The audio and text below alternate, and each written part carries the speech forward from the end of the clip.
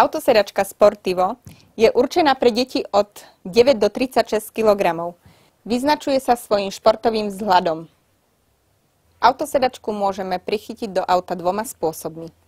Pri prvom spôsobe využijeme bezpečnostný pás v aute, prevlečeme cez autosedačku zo zadnej strany. Po prevlečení cez autosedačku pás zapneme do úchytu. Jednu časť bezpečnostného pásu prevlečeme popod červené úchyty a druhú časť zaistíme do červenej poistky.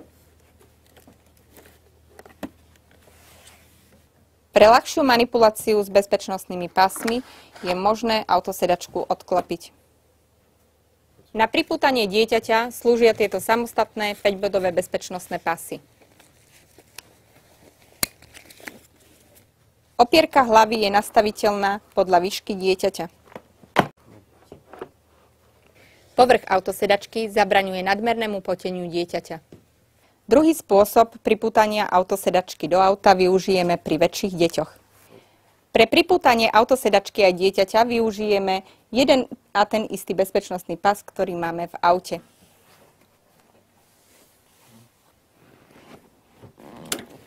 Druhú časť bezpečnostného pásu prevlečieme do úchytu na autosedačke. A môžeme vyraziť na cesty.